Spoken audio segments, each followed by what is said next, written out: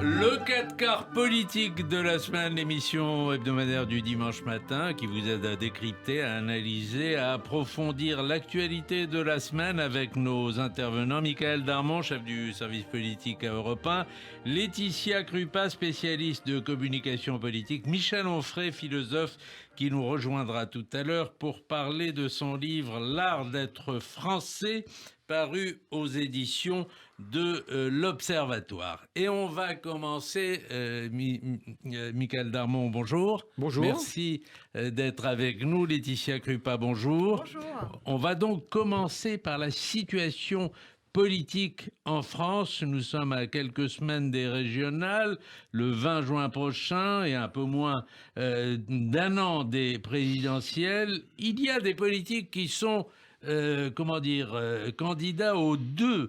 Xavier Bertrand en est un exemple. Il est le seul, Michael Darmon? Il est seul à avoir été aussi officiellement candidat à deux campagnes. D'ailleurs, c'est, je dirais, la nouveauté qu'il veut instaurer et son pari politique, c'est de dire je serai je suis en double commande. J'assume parfaitement auprès de mes électeurs en campagne, et d'après ce que j'ai compris et entendu, c'est comme ça qu'il le formule, même quand il s'adresse à eux, en disant je suis candidat pour la région, mais comme on sait que la région a une limite dans ses domaines de compétences et son action, eh bien, je poursuivrai à l'Élysée, si je suis élu, ce qu'il faut faire pour cette région. Et il faut dire en tout cas que, en ce qui concerne les sondages à date, qui restituent la perception par l'électorat de cette démarche, eh bien, ça a plutôt l'air de lui réussir, puisqu'il n'y a pas, contrairement à ce que la classe médiatique, politique, qui croit toujours tout comprendre, avait posé immédiatement comme étant un échec assuré. Or, les électeurs lui renvoient pour l'instant à ce stade, bien entendu à ce stade, ils lui renvoient effectivement le fait qu'il valide cette double démarche. Donc on verra si ça permettra à Xavier Bertrand d'être le candidat, d'abord de la droite, et puis après de mener sa campagne avec succès. On n'est pas là du tout. Laetitia Krupa. Oui, non, je suis tout à fait d'accord. Moi, il me semble que c'est quand même étrange, en dehors de toutes les considérations de la classe médiatique et politique, quand même qu'un homme qui se présente à un scrutin en disant quand je serai élu, de toute façon, je quitterai la présidence de la région pour me lancer dans la bataille élyséenne. C'est quand même étrange qu'il soit plébiscité à ce stade dans les sondages par les électeurs. Parce que les Français ont toujours été, une fois de plus, considérons les Français au-delà de nos sphères classiques, c'est-à-dire Paris, région parisienne, Île-de-France et nos codes culturels.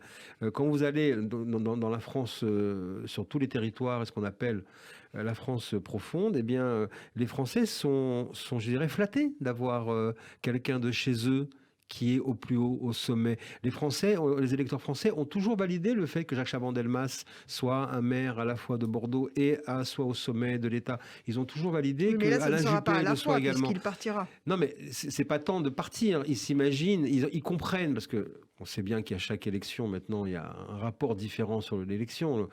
L'électeur est très affûté, il n'est pas un enfant. Il voit bien la différence qu'il y a entre une élection régionale, la compétence et la capacité et l'influence d'un président de région, aussi médiatique soit-il, et la possibilité d'être au sommet de l'État et d'agir également pour son propre territoire. Donc je trouve ça plutôt intéressant, parce que c'est une évolution politologique à laquelle on n'avait pas forcément songé, qu'on avait posé comme étant impossible dès le départ, et une fois de plus, eh bien, ce sont les électeurs et les Français qui nous surprennent. Une chose est sûre. Et c'est le cas aussi de Valérie Pécresse, même si elle oui, ne dit mais enfin, pas, elle n'est pas encore candidate à la présidentielle. Absolument. Alors, Marine Le Pen a fait des avances à Nadine Morano cette semaine en lui proposant d'être ministre dans son gouvernement, dans son futur gouvernement, dans son éventuel gouvernement. La réponse a été un peu, évasive. Est-ce que c'est néanmoins le début d'une offensive du Rassemblement nationale en direction de la droite. Écoutez, c'est en tout cas bien joué de la part de Marine Le Pen, puisqu'elle profite d'une division au sein de la droite. On parlait de gauche irréconciliable. Il semblerait qu'il existe aussi deux droites irréconciliables. Et on voit bien le fossé qui se creuse entre les Macron compatibles et les Le Pen compatibles. Donc, bien sûr qu'elle a tout à fait raison, Marine Le Pen, dans son processus de dédiabolisation, encore une fois, on y est encore, de tendre la main à ceux qui pourraient franchir ce fossé. Et d'ailleurs, Thierry Mariani l'a fait il y a quelques années sans aucun problème. Donc, il y a des précédents qui, en plus, Thierry Mariani se présente. On voit qu'il a, pour l'instant, une certaine ferveur populaire qui le porte. Donc, bien sûr qu'effectivement, stratégiquement, c'est bien joué de la part de Marine Le Pen. Après, est-ce que Nadine Morano, est-ce que Éric Ciotti aussi, à qui elle tend la main, vont être prêts? Il est une chose de dire, attention, on peut aller de l'autre côté et de le faire. Pour l'instant, on est dans ce qui s'appelle l'influence, la pression, si vous voulez, d'un côté ou d'un autre, parce qu'on parle à son camp. Mais est-ce que le moment venu, ils seront capables d'aller rejoindre le Rassemblement national? Nul ne le sait. Mickaël Darmon. Moi, ce qui me frappe quand même, c'est le fait que tout soit parti d'une question journalistique. La question journalistique était dirigée vers Thierry Mariani, à qui on a demandé est-ce qu'il pourrait gouverner avec Nadine Morano et avec Éric Ciotti. Il a répondu oui, je pourrais gouverner avec Éric Ciotti et Nadine Morano. La reprise a été faite, l'information a circulé et du coup c'est devenu un questionnement. Un questionnement que l'on pose à chaque responsable du RN, en particulier à la première d'entre elles, encore cette semaine, par 2 fois, sur 2 médias importants, Marine Le Pen a été questionnée sur est-ce que dans votre gouvernement, vous prendriez donc Nadine Morano et Éric Ciotti. Et moi, quand j'entends ça, je suis stupéfait. Stupéfait parce que le questionnement journalistique a déjà intégré l'élection de Marine Le Pen. À quel moment on pose la question sur la construction d'un gouvernement à quelqu'un lorsqu'il est élu ? Lorsque, une fois que le scrutin du 2e tour a été validé et que cette personne a été investie, a reçu le cordon de la Légion d'honneur dans l'Élysée, a renvoyé chez lui prédécesseur, et là, on se met à composer un gouvernement. Vous vous rendez compte le niveau d'intégration, d'intériorisation du fait que Marine Le Pen puisse être élue? Et ça, c'est notre responsabilité. Parce qu'on pose la question à Xavier Bertrand. On a demandé le gouvernement de Bertrand. On ne l'a pas demandé. On demande le gouvernement de Mélenchon. On ne demande pas. On ne demande qu'à Marine Le Pen. Pourquoi? C'est ça qui, moi, me frappe. C'est je trouve qu'on a Parce que dans l'inconscient journalistique, elle est encore considérée comme le monstre politique, et donc mais que les Français considèrent comme n'étant plus le monstre. On est d'accord. Et je pense que les questionnements, et non, je suis pas d'accord, une fois de plus, là, tout à fait, Laetitia, parce que là, le fait même de lui poser cette question considère bien qu'elle n'est plus, entre guillemets, ce repoussoir et cette impossibilité. On n'a jamais demandé poser cette question à Jean-Marie Le Pen. Jamais. Et pour l'avoir couvert de nombreuses années, on n'a jamais demandé avec qui il gouvernerait. J'avais même à l'époque des sources à l'intérieur de son bureau politique qui disaient de toute façon on est tellement mauvais qu'on ne pourra jamais gouverner. Vous voyez bien, on ne va pas gouverner avec un tel. Oui, mais c'est implicite, c'est-à-dire que les journalistes jouent avec le feu comme le pouvoir l'a fait également, et jouent avec le feu en déclarant qu'effectivement elle est une candidate, alors ça normalisé, ça on le sait, et qu'elle est susceptible de remporter l'élection présidentielle. Pourquoi je dis ça? Parce que si jamais ça devait arriver, ce que je considère quand même comme étant un accident démocratique, si jamais ça devait arriver, on peut déjà imaginer les grandes déclarations de tristesse, de contrition, de journalistes qui vont se dire mais qu'avons-nous fait, que s'est-il passé, comment est-ce arrivé, de gens qui vont nous dire mais vous n'avez rien vu, vous n'avez rien dit. Attention, on est dans un processus électoral à 1 an de l'élection présidentielle qui est extrêmement sensible, dans un pays qui est rongé par des difficultés, qui est miné par des divisions, et qui fait que la droitisation, la capacité de pouvoir mettre au pouvoir un pouvoir populiste, aujourd'hui, est une éventualité politologique probable. Forte. Attention dans notre questionnement. Voilà, je pense qu'il est un peu tôt, si je puis me permettre, de demander la composition du gouvernement de Marine Le Pen. Non, mais je suis tout à fait d'accord avec vous, Mickaël, parce que même si je poursuis votre raisonnement, le fait de poser comme possible et probable une alliance entre certains LR qui passeraient de l'autre côté, sans finalement mettre vraiment de point d'interrogation, crée un artefact politique, c'est-à-dire que les hypothèses précèdent la réalité politique, et les journalistes seront responsables responsable. Exactement. Est-ce qu'il faut, en tout cas, on est responsable maintenant dans le questionnement. Regardons plutôt quelle est la stratégie, interrogeons plutôt la stratégie du président de la République. Pourquoi éprouve-t-il le besoin de faire l'union sacrée avec la droite contre le RN dans le Sud et envoyer la moitié du gouvernement contre un tenant de la droite qui se bat aussi contre le RN dans le Nord? Je trouve que ça, c'est un questionnement qui devrait être quotidien, permanent. Parce que Xavier Bertrand est candidat à l'élection présidentielle. Alors ça veut dire que justement, donc dans ces cas-là, on aurait un président de la République qui préfère se battre contre un Xavier Bertrand au risque de faire passer le Rassemblement national? C'est le danger, une oui. question. Alors, Marine Le Pen, à l'évidence, est en campagne, elle n'est pas la seule. Le président de la République paraît, quand même au début de la semaine, il y a eu cette déclaration sur le 9-3. Le 9-3, c'est la Californie sans la mer. Ce que veut dire Emmanuel Macron, si je comprends bien, c'est qu'il y a plein de jeunes, il y a plein de start-up, etc. Vous le comprenez comme ça, Laetitia Oui, Crupin? c'est la Silicon Valley, c'est une formule politique, c'est une punchline, comme on dit, pour bien faire les Français, qui fonctionne, puisque vous la retenez, sur 21 pages d'interview présidentielle. Donc, ils savent très bien que quand ils mettent en place cet élément de langage, il sera repris parce qu'on voit tout de suite l'image, parce qu'elle est réussie, cette formule, parce qu'elle est très illustrative, quoi. Donc, bien sûr que ça va être retenu. Après, les 21 pages d'interview, qui les a lues? À part quelques journalistes politiques qui s'y sont penchés, à pourquoi fait-il comme ça des interviews fleuves? C'est la combienième interview fleuve? Non mais honnêtement, il en a fait combien, Emmanuel Macron? On est perdu dans ce fleuve, on se noie dans ce fleuve de paroles. Et vous retenez, pourquoi pas, le 9-3, la Californie, moi je trouve que c'est assez habile. Et oui, pourquoi pas transformer une terre qui est quand même déshéritée en future Silicon Valley. Le 4 quarts politique de la semaine avec autour de nos micros Michael Darmon, Laetitia Crupin et Michel Onfray qu'on attend, qui va venir tout à l'heure, qui est d'ailleurs dans votre livre, Laetitia Crupin, parmi les candidats possibles hors système. Donc on pourra lui poser la question peut-être quand il sera là. Mais en attendant, on était sur la déclaration sur le 9-3.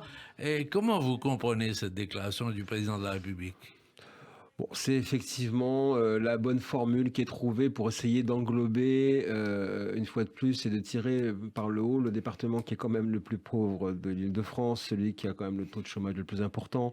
Et je veux bien qu'on parle de la Californie, mais alors de laquelle? Certainement pas de Beverly Hills, certainement pas de Los Angeles avec ses feux, mais peut-être plutôt des bas-fonds ou des quartiers très très pauvres de la Californie. Il y en a beaucoup.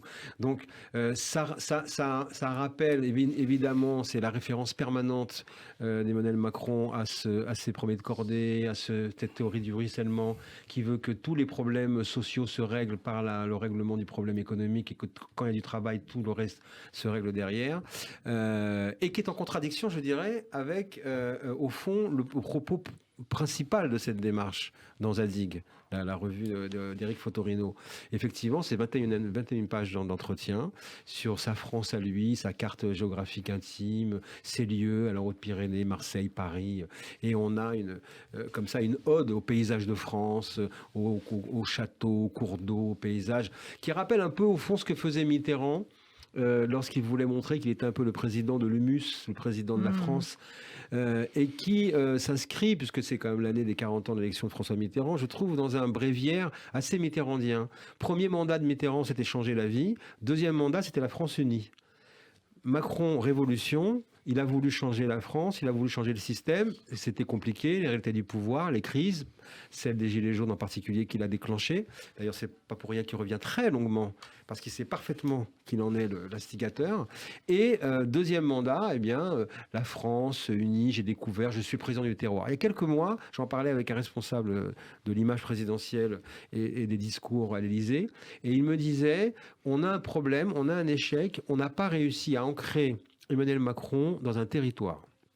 Il est considéré encore, alors qu'il est provincial, il est considéré encore comme un président hors sol. Eh bien, Zadig, et d'ailleurs j'ai vérifié après, la revue Zadig est la réponse à cette démarche qui consiste à dire nous avons un président ancré dans le territoire et qui va vouloir et qui veut, ça sort au moment où il relance ce qu'il a dit, son Tour de France et son bâton de pèlerin. Donc il va refaire, c'est un peu sa feuille de route d'une nouvelle itinérance qui va l'emmener jusqu'en 2022 pour montrer qu'il est connecté à ces territoires de France. On verra avec quel succès. Alors, on verra avec quel succès. En attendant, il y a eu un discours marquant cette semaine, celui d'Emmanuel Macron sur le Rwanda. Pas de repentance, pas de complicité, mais une responsabilité et la reconnaissance d'une responsabilité. C'est un peu un copier-coller du rapport du Clerc sur le Rwanda, Laetitia Krupa. Oui, et c'est la ligne que s'est fixée l'Élysée. C'est ni repentance ni déni. Donc, c'est reconnaître effectivement l'implication de la France dans certains conflits, reconnaître la responsabilité de la France dans certains conflits du passé. Jusqu'à maintenant, on choisissait un peu la politique de l'autruche. Aujourd'hui, on affronte l'histoire et on reconnaît le rôle de la France. Mais il n'y a pas de repentance. Ça, c'est vraiment, c'était point de vue de départ et il a été tenu par le chef de l'État. Ce sont des mots pour panser les plaies et pour prendre sa part, parce qu'on ne peut pas rejeter à chaque fois sur l'autre la responsabilité de tragédie. Voilà. La France a eu sa part dans ces tragédies et il faut l'expliciter parce qu'il ne s'agit pas non plus de jeter l'opprobre et de mal se faire comprendre et de se dire c'est à cause de la France qu'il y a eu ce génocide. Nicolas Sarkozy avait commencé d'ailleurs à oui, le oui, c'était reconnaître. encore timide. Là, c'est un pas de plus, effectivement, mais oui, bien sûr, Emmanuel Macron ne révolutionne rien, mais il poursuit ce chemin-là et en tout cas, c'est lui qui franchit le cap. Oui, Nicolas Sarkozy avait pour la première fois, c'est vrai, évoqué le fait que la France devait réfléchir à ses erreurs. Bon, c'est un peu lapidaire, un peu laconique. Évidemment, Emmanuel Macron est allé beaucoup plus loin parce que lui, il inscrit cette démarche également dans un travail de pacification, dit-il, des mémoires françaises, des histoires françaises, et ce qui lui vaut d'ailleurs parfois pas mal d'incompréhension. Mais force est de constater qu'il est celui qui veut regarder les histoires de France en face. J'en reviens une fois de plus à cette année François Mitterrand. Il fait une rupture avec, la Mitterrandie, la pratique, la manière dont François Mitterrand et ses proches ont géré ensuite d'abord cet événement, puis la manière dont il a été perçu à travers les années. De ce point de vue-là, c'est intéressant. Il pose le concept d'assumer le fait de ne pas contenter personne. La France n'est pas complice, mais responsable.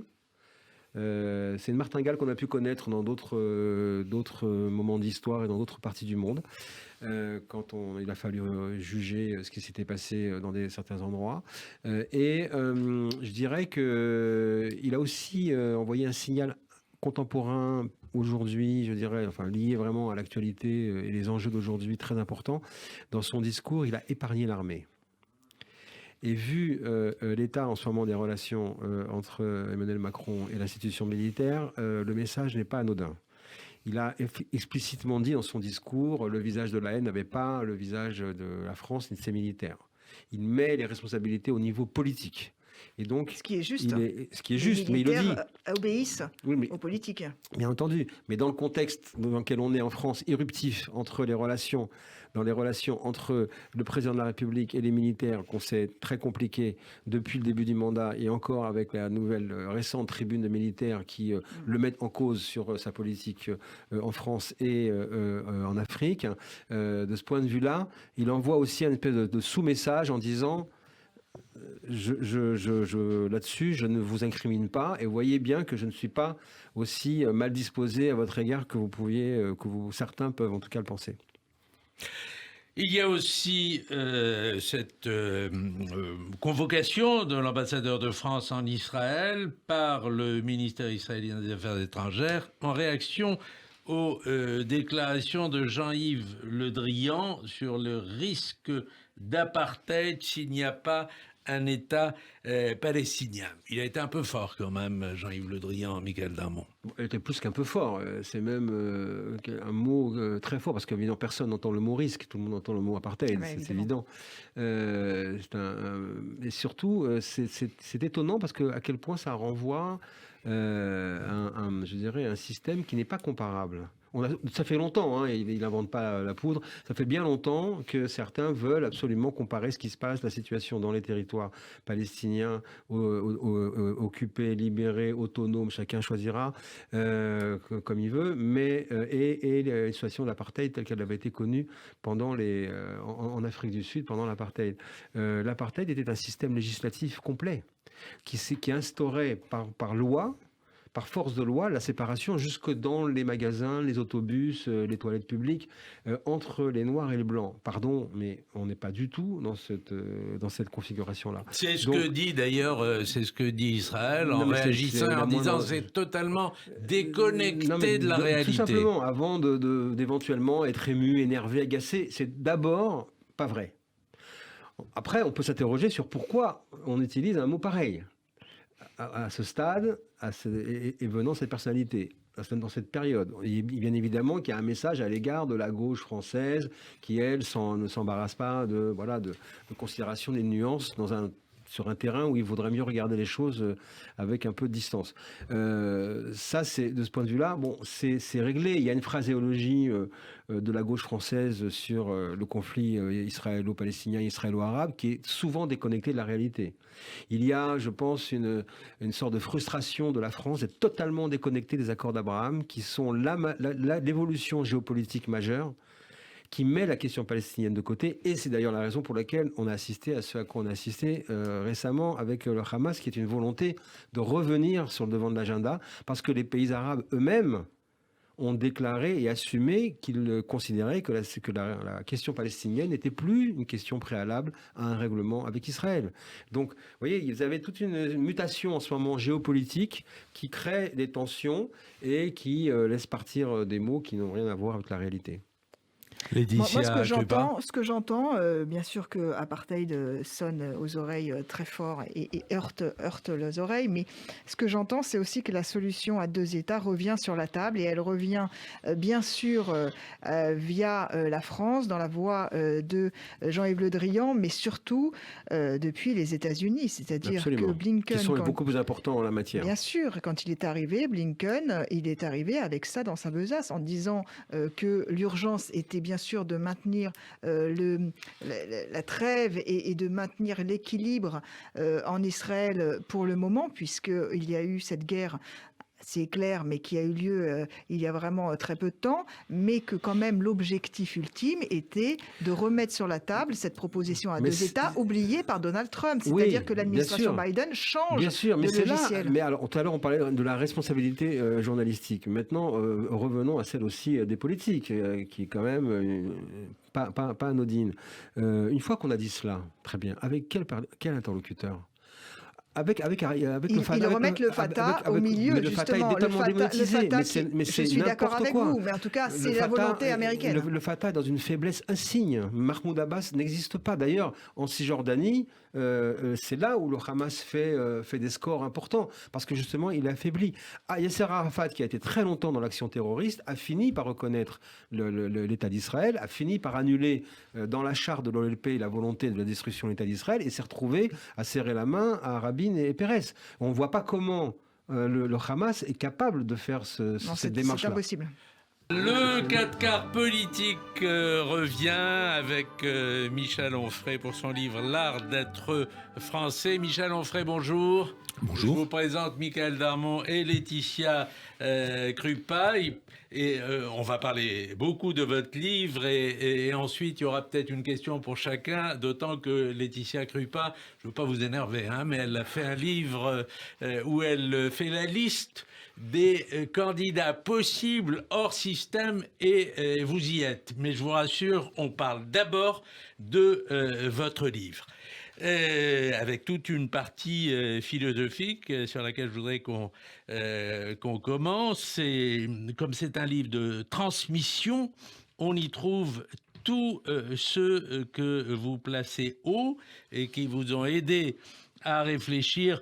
Montaigne, vous en faites le père de la laïcité et de la religion rationnelle. Rabelais, qui est pour vous la quintessence de l'esprit français, tout comme Descartes, qui a donné l'esprit cartésien, Voltaire pour avoir inventé l'ironie. Donc c'est une véritable distribution des prix. Mais le premier prix pour vous va incontestablement à Victor Hugo, dont vous dites, excusez du peu, Victor Hugo est à la littérature ce que sont les volcans, les tremblements de terre, les raz-de-marée à la nature, un spectacle sublime. Et vous ajoutez à ceux qui se demandent quel écrivain pourrait incarner la France, il faut répondre Hugo.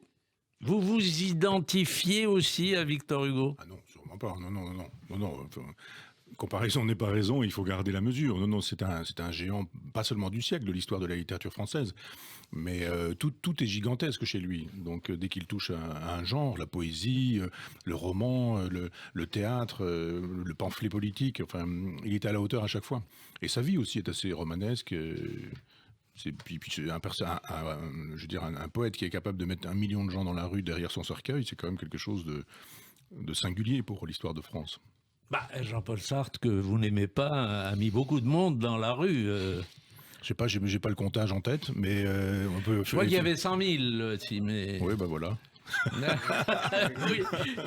Bon, alors, il y a aussi Nietzsche. Vous dites ce que vous avez souvent écrit, tout le mal, tout ce qui dans l'œuvre frais avec l'antisémitisme, le fascisme, le national-socialisme vient de faux fabriqués par sa sœur. Vous maintenez cette... vous dites même à un moment... Quand Nietzsche lisait, il prenait des notes. Or, sa sœur a estimé que tout ce qui était de sa main était de son cerveau. Oui, c'est-à-dire que quand Nietzsche faisait des lectures, il en faisait beaucoup. C'est-à-dire que c'est pas seulement quelqu'un qui faisait confiance à son inspiration. Sur l'intuition d'éternel retour, par exemple, il a beaucoup travaillé. Et il a lu notamment des scientifiques, les scientifiques de l'époque.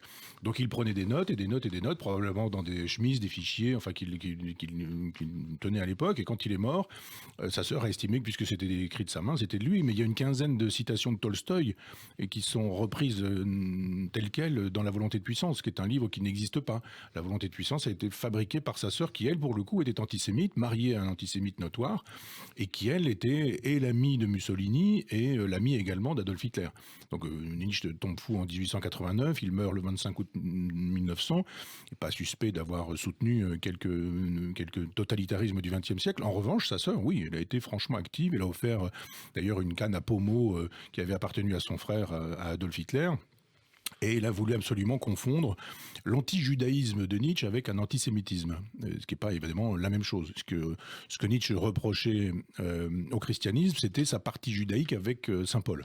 Donc on peut être critique sur ce sujet-là, mais par ailleurs, les Juifs en tant que peuple, il a toujours dit que c'était un très grand peuple, à l'égal du peuple allemand, en estimant d'ailleurs qu'il fallait faire des métissages entre les Juifs et les Allemands. Il écrivit d'ailleurs, il faudrait faire fusiller les antisémites, enfin on ne peut pas plus clairement dire les choses. Il a quitté un éditeur parce qu'il s'est mis à éditer des textes antisémites. Non, l'antisémitisme n'est pas dans le monde de Nietzsche, mais l'antijudaïsme aussi, un antijudaïsme textuel d'une certaine manière. Il y a un chapitre sur ce que vous appelez la moraline, et le comble de la moraline pour vous, c'est de dire que la France est coupable de crimes contre l'humanité en Algérie, ou de dire que la culture française n'existe pas. Vous en voulez beaucoup à Emmanuel Macron pour avoir dit ça. Il faut dire qu'il l'a dit pendant la campagne. Il ne l'a jamais redit depuis, à ma connaissance. On verra ça tout à l'heure avec Michael Darmon, qui connaît ces choses-là mieux que moi. Le problème avec Macron, c'est qu'il dit tout et son contraire. Donc on trouve finalement une chose et son contraire. Il peut aussi bien dire qu'il n'y a pas de culture française et puis après parler justement de l'art d'être français. Ça ne le gêne pas du tout. Donc par ailleurs, quand vous faites un discours de campagne, ça vous engage quand même. Vous n'êtes pas tenu de dire des bêtises en campagne et quand vous êtes au pouvoir, de changer d'idée ou de changer d'avis. Il y a une cohérence entre la campagne, la présidence et la trace qu'on laisse dans l'histoire. Sur l'Algérie, vous maintenez que cette déclaration sur la France coupable de crimes contre l'humanité relève de la moraline. Il faut s'entendre sur les mots. Je veux dire, l'autre jour, Bouba disait de Marine Le Pen que c'était du parti de Marine Le Pen que c'était un parti de SS. Il y a un moment donné où on finit par tout dire et le contraire de tout. Il y a un moment donné où le crime contre l'humanité, il existe, il est défini. Ça suppose qu'il y ait une perversion sciemment d'un peuple en tant que tel parce qu'il est un peuple. Je ne sache pas que ce soit le projet de la France quand elle garde ses colonies. Je ne dis pas que le colonialisme est bon. Je voudrais juste rappeler que le colonialisme procède de Jules Ferry, que ça procède de la gauche républicaine, souvent de la gauche franc-maçonne, et que c'est un projet issu de la Révolution française. Donc la Révolution française estime qu'il faut aller coloniser tous les pays, d'où toutes les guerres en Europe, et puis par la suite, d'où toutes les logiques de colonialisme. Et il n'y a pas la volonté d'éradiquer un peuple, de détruire un peuple. Il n'y a pas un projet qui consisterait à dire on va rayer de la carte le peuple algérien.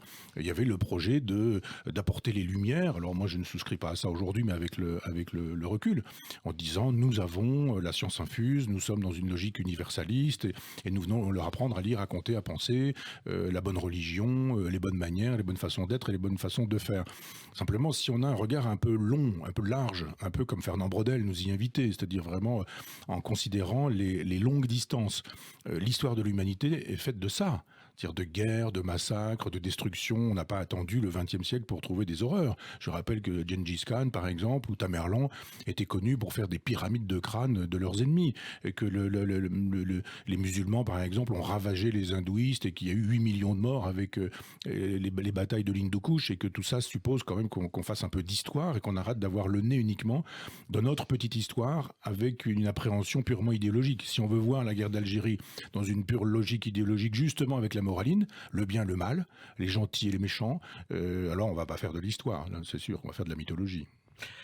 Il y a un chapitre sur l'islamo-gauchisme qui est très intéressant, même si vous faites de Sartre et de Foucault les ancêtres de l'islamo-gauchisme. Sur Sartre, c'est un peu, pardonnez-moi, un peu discutable. Pour Foucault, il est revenu sur son éloge de Khomeini, mais laissons cela. Par contre, vous remontez... Je peux en parler, justement. Moi, je crois que non. Sartre dit très précisément un certain nombre de choses très contradictoires aussi. Il y a une période où Sartre nous explique que les Juifs n'existent pas. Je rappelle quand même que la thèse de réflexion sur la question juive, c'est que le Juif est une création de l'antisémite. C'est pas moi qui dis une chose pareille, hein. C'est un normalien. C'est joli l'exercice de normalien. Oui, mais il avait Aaron sous les yeux, donc il a écrit en pensant à Aaron de l'époque. Il y a eu ce Sartre-là. Après ça, il y a eu le Sartre qui défend La réflexion sur la question juive, c'est le premier grand livre qui fait un salut aux déportés comme il n'y en a pas eu en France. Il faut reconnaître ça. Ça dépend des dates. Je vous assure qu'il y a des textes. D'abord, en 1943, Sartre est nommé auteur de l'année par un journal collaborationniste qui s'appelle Comédien. Il écrira 3 textes dans 3 années différentes, y compris en 1944. Simone de Beauvoir va travailler à Radio Paris, qui était une radio franchement et ouvertement antisémite. Il nous le dira que finalement, dans un texte publié en Angleterre, que les nazis n'étaient pas si méchants que ça. Ils étaient gentils quand ils étaient dans le métro. Ils laissaient leur place aux vieilles dames. C'est aussi ça, Jean-Paul Sartre. Après, ça va être l'éloge de Septembre Noir.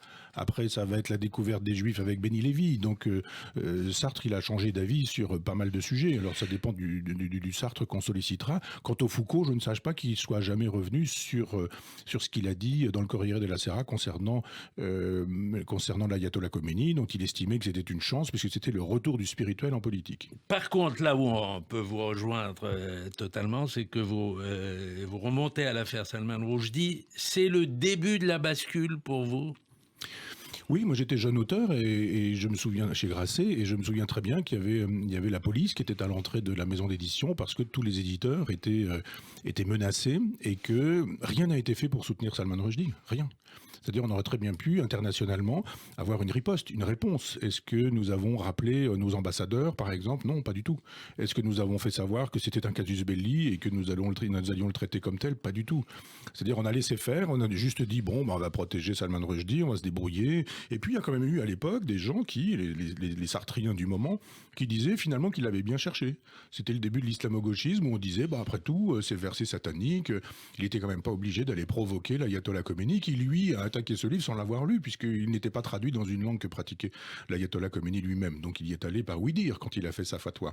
Et j'ai trouvé qu'il y avait un début de lâcheté dans cette aventure, un début de lâcheté européenne, qui a fait qu'on a laissé ce pauvre homme à sa solitude immense. Il a perdu d'ailleurs, sa famille a explosé en vol, et puis il a quand même fallu qu'il se cache toute son existence, parce qu'on n'a rien fait, parce que c'était une affaire politique, et que de cette affaire politique, on a voulu faire juste une petite affaire de faits divers littéraires. Par contre, vous faites aussi un sort à Virginie Despentes et à d'autres. On voit à vous lire que cet islamo-gauchisme va presque toujours avec l'antisémitisme. Mais vous pouvez enlever presque, va avec l'antisémitisme. Je pense qu'il y a eu 3 temps dans l'antisémitisme, enfin pour aller vite, je dirais, il y a eu un antisémitisme chrétien, c'était le peuple déicide, hein, c'était le personnage qui avait prétendu être le roi des Juifs et qui, etc., etc. Bon, on connaît l'histoire. Ça a duré, on dira, de Jésus jusqu'au 18e siècle, 18e, 19e. Il y a eu un deuxième temps de l'antisémitisme qui a été qui s'est mis en relation avec la révolution industrielle. C'était les Juifs sont les propriétaires du capital et si on veut en finir avec l'exploitation capitaliste, il faut en finir avec les Juifs. C'est le socialisme français tout entier, mais pas seulement. Je veux dire, Marx aussi est antisémite. Il écrit un livre qui s'appelle La question juive, qui va tout à fait dans ce sens-là. On chercherait en vain un auteur socialiste du 19e siècle qui ne soit pas antisémite. Et puis, vous avez Drummond, La France juive, et c'est le livre d'un homme de gauche. Et, 1 million d'exemplaires. Oui, absolument. Et donc, ça, c'est le deuxième antisémitisme, le deuxième temps de l'antisémitisme. Et puis, après Hitler, après la Shoah, eh bien, il y a un troisième temps. Et on ne peut plus être aussi antisémite que l'était bêtement Drummond. Mais à ce moment-là, on est antisioniste. Donc voilà, l'antisionisme aujourd'hui est pour moi la forme prise par l'antisémitisme, sous prétexte, évidemment, de lutte contre le colonialisme d'Israël, etc. Enfin, on connaît le discours des islamo-gauchistes. Alors, question de Michael Darmon, puis de Laetitia Krupa. Alors tout d'abord, petite parenthèse, je suis très content de me retrouver aujourd'hui à côté de vous et je remercie Shlomo à ce sujet, cette occasion, parce qu'en fait, moi, il y a un livre de vous que j'ai lu et relu qui s'appelle La raison gourmande. Et qui est en fond, pour faire vite, pour ceux qui n'en ont pas lu, une sorte de traité de philosophie, de la cuisine, des mets, des boissons et des grandes nourritures. Vous traitez le champagne, le café, le thé. Emmanuel Macron, vous le mettriez dans quelle catégorie ? C'est un champagne baroque, c'est une religion excitante du thé et du café. Comment vous le remettriez dans votre raison gourmande ? C'est une eau minérale tiède. Voilà. Sûrement pas un digestif, sûrement pas un whisky, sûrement pas un vieux Bordeaux, sûrement pas un vin subtil. Vous évoquez le champagne comme étant l'art et la boisson des bals masqués. On a beaucoup posé la question sur, au fond, qui est vraiment Emmanuel Macron ? Qui est derrière le masque ? Est-ce que pour vous, il y a ce rapport au masque et à la dissimulation chez un personnage comme Emmanuel Macron ? Moi, je crois pas. Je pense qu'il n'avance pas masqué. Il le dit clairement. Sa philosophie du en même temps est totalement revendiquée. Le en même temps, c'est le neutre. Une porte, elle est ouverte ou elle est fermée. L'idée qu'on puisse dire d'une porte qu'elle est ouverte et fermée, ou que justement parce qu'elle est ouverte, c'est bien la preuve qu'elle est fermée, ou parce qu'elle est fermée, c'est bien la preuve qu'elle est ouverte. On se dit, il y a quelque chose qui ne va pas dans le raisonnement, on dira, pour rester poli et correct, mais dans le raisonnement de ce monsieur. Je pense que c'est un enfant roi, et qu'il est resté enfant roi, bien qu'adulte. Et il trépigne parce qu'il séduit. Si la séduction marche, ça va. Si la séduction ne marche pas, il n'est pas heureux du tout. Et quand il a essayé de séduire et que la séduction ne fonctionne pas, alors là, il devient un méchant garçon. Moi, je me suis fait mettre à la porte de France Culture simplement parce qu'il n'avait pas apprécié un texte ironique dans lequel j'avais fait savoir que le doigt d'honneur qu'il revendiquait avec des garçons torse nu aux Antilles n'était pas à la hauteur de la fonction et qu'on assumait, enfin, on ne pouvait pas assumer un doigt d'honneur comme ça, sauf si on voulait se faire photographier. Mais même si la photo avait été prise à l'insu de son plein gré, été plus brutal.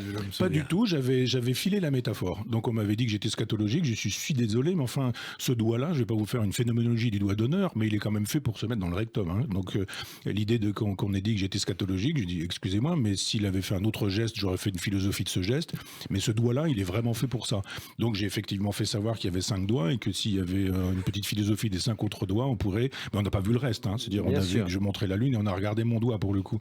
Mais j'ai fait savoir effectivement qu'il y avait un certain nombre de choses qu'on pouvait lui reprocher, notamment de l'argent évaporé, dont il avait fait savoir que si on y faisait référence, il porterait plainte. Donc j'ai dit qu'il porte donc plainte.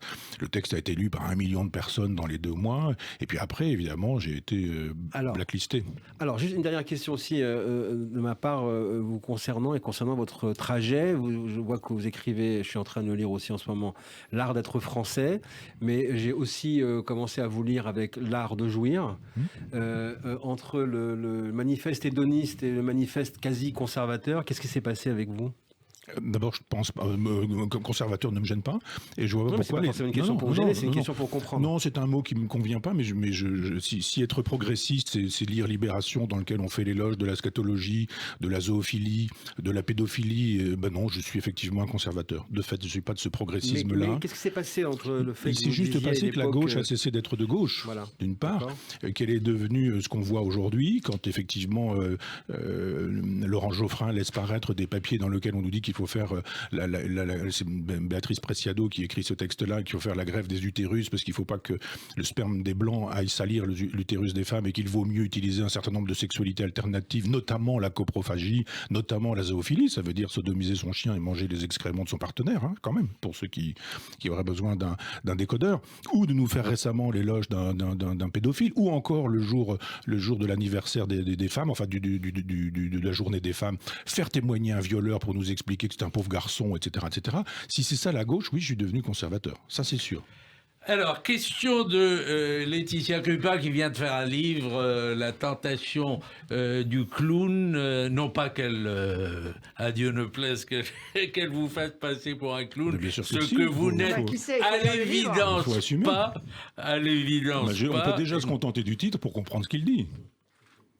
Pas besoin forcément de lire 300 pages quand on traite quelqu'un de clown. D'abord, vous auriez dû commencer par un minimum d'informations. Je ne suis pas candidat au présidentiel. Je le dis, je l'ai dit 500 fois. Je peux avoir la parole poser la question. Parce qu'il est allé un peu vite, le mot. Excusez-moi, mais je dis justement dans le livre, j'espère que vous lirez, que justement c'est une enquête et que vous n'êtes pas candidat. Bah oui. Et que vous ne serez pas le candidat idéal pour plusieurs raisons et vous les découvrirez. Mais est-ce que vous pensez qu'il existe un espace en 2022 pour un candidat hors système, un candidat citoyen qui ne viendrait pas du sérail politique ? Oui. D'où viendra ce candidat ? Est-ce que Front Populaire peut être une écurie qui sert de support et de soutien à ce candidat ? Et quel sera son programme ? Je ne sais pas si c'est la 576e ou la 577e fois qu'on me pose cette question. Oui, ça vous énerve, je le sais. Mais non, mais je veux dire, il y a un moment donné où quand on a dit ce qu'on était, ce qu'on voulait, ce qu'on ne voulait pas, on trouve toujours étonnant qu'on soit obligé de le redire. Alors je vais le redire, je ne serai pas candidat, je ne l'ai jamais souhaité. On me l'a proposé il y a plusieurs années, dans un autre cas de figure, j'ai déjà refusé, et je ne suis pas de ceux, parce qu'on m'a dit, ouais, mais Roselyne Bachelot, et puis Dupond-Moretti, je dis, mais eux, c'est eux, et puis moi, je suis moi. Et si j'ai dit non, c'est que c'est non. Je n'irai pas. Voilà, je n'irai pas. D'une part. D'autre part, je n'ai jamais dit que Front Populaire était un instrument pour fabriquer un candidat. Je n'ai jamais dit ça. Je ne l'ai jamais dit. D'autres, peut-être, ont pu le dire, mais c'est leur responsabilité, c'est pas la mienne. Moi, je n'ai pas pu dire ça. Ma question, c'était est-ce qu'il existe un espace ? Oui ou non ? Et je vous ai répondu oui. Est-ce que Front Populaire pourra servir ce candidat citoyen ? Est-ce que Front Populaire pourra soutenir ce candidat citoyen ? Front Populaire, c'est plus qu'une revue. C'est beaucoup plus qu'une revue, Front Populaire. Parce que vous faites aussi, vous vous ancrez aussi dans les territoires, vous avez des agoras avec les citoyens, des lieux de discussion, donc c'est beaucoup plus qu'une revue. Est-ce que Front Populaire pourra soutenir ce candidat citoyen ? Ça, je ne peux pas vous dire, puisqu'on ne sait pas encore qui sera candidat. Réinvitez-moi quand les listes seront déposées, qu'on saura qui y va, on en reparlera plus concrètement. Est-ce que Zemmour ira ou pas ? Je ne sais pas. Est-ce que vous le souhaitez ? Moi, je souhaite rien. Je n'ai pas de. Je ne sais pas quel est le programme politique d'Éric Zemmour. Éric Zemmour, c'est un journaliste qui dit un certain nombre de choses avec lesquelles je suis parfois d'accord, avec lesquelles je ne suis pas d'accord du tout. Par exemple, sur Pétain, je ne suis pas d'accord. Sur la défense des Jacobins, je ne suis pas d'accord. Sur sa critique de Victor Hugo, je ne suis pas d'accord. Enfin, on pourrait continuer comme ça. Absolument. Et il y a plein de points de désaccord. S'il y allait, s'il avait un programme, je vous dirais. Je vous dirais, oui, ce programme m'intéresse, j'ai envie de le défendre. Et puis voilà, pour l'heure, il n'est pas candidat, pour l'heure, il n'a pas de programme. Je ne sais pas s'il travaille à un programme, je ne sais pas s'il a décidé dans son fort intérieur, je ne sais pas. Je n'ai pas d'informations sur ce terrain-là, mais je vous assure que je ne me défile pas. Et que dans les 10 mois, quand on saura vraiment qui y va, je vous dirai, moi, éventuellement, pour qui je voterai. J'ajoute que nous travaillons à un programme. Mais ne confondons pas le fait de travailler à un programme, c'est-à-dire faire un travail intellectuel, au fait de rouler pour quelqu'un.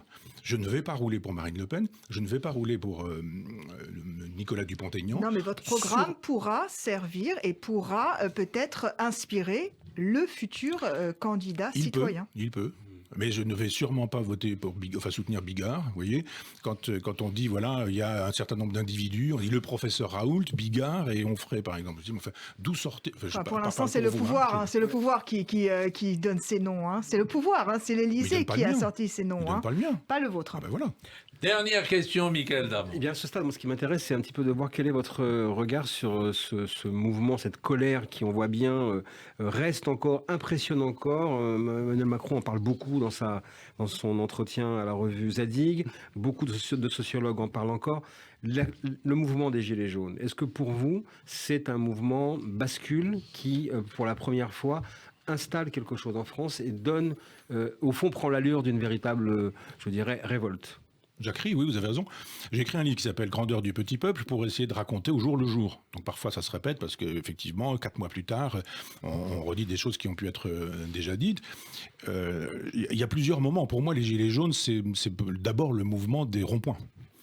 Et puis après, il y a les Gilets jaunes récupérés par Mélenchon, le syndicat Sud, la CGT, le PC, etc. Et là, effectivement, on leur dit, venez à Paris, montez à Paris, descendez les Champs-Élysées, et puis vous aurez les camions, les voitures, les haut-parleurs, les calicots, enfin toutes ces choses-là. Et pour moi, à ce moment-là, le mouvement est mort. Et il a été tué par Mélenchon, Coquerel. Je rappelle que pendant 4 semaines, dans la salle des 4 colonnes, Coquerel nous fait savoir que ce sont des fascistes, etc. etc. Puis ils se disent, mince, la convergence des luttes à laquelle on travaille, nous, on n'y parvient pas. Qu'est-ce qu'il raconte ce mouvement profondément? C'est la révolte des sans-gras, des invisibles, de ceux que Guilly et autres avaient évoqués pendant des années sans qu'on les voie? Vous avez 30 secondes là, parce que l'émission tire à sa fin. D'accord. Il disait tout simplement, vous allez augmenter le prix de l'essence et nous n'aurons pas les moyens de payer ce plein d'essence parce que déjà, nous n'avons pas les moyens de payer les cadeaux de Noël de nos enfants. C'est dans un mois et nos parents vont être obligés de payer les cadeaux de Noël de nos enfants. Au départ, si, bien sûr que si. Ce sont juste des gens qui ont dit, vous êtes en train de nous imposer un impôt indirect auquel on ne va pas pouvoir se soustraire, parce que si vous nous demandez de payer un impôt avec notre plein d'essence, on n'y arrivera pas, on n'y arrive déjà pas. Puis après, évidemment, 4 semaines plus tard, c'est récupéré par qui nous savons, y compris par les Black Blocs, y compris par Castaner, y compris par Macron. Tout le monde se sert de ça pour détruire la jacquerie, et quand on appuie quelque part, ça ressort quelque part à un autre moment. Merci Michel Onfray, je recommande, on l'a compris, même si on peut ne pas être d'accord avec certaines choses dans le livre, mais c'est toujours passionnant, L'art d'être français, qui paraît aux éditions Bouquin. C'était le 4/4 politique de la semaine, l'émission hebdomadaire du dimanche matin. Merci à Michael Darmon, à Laetitia Krupa et à Michel Onfray. Bonne journée à tous.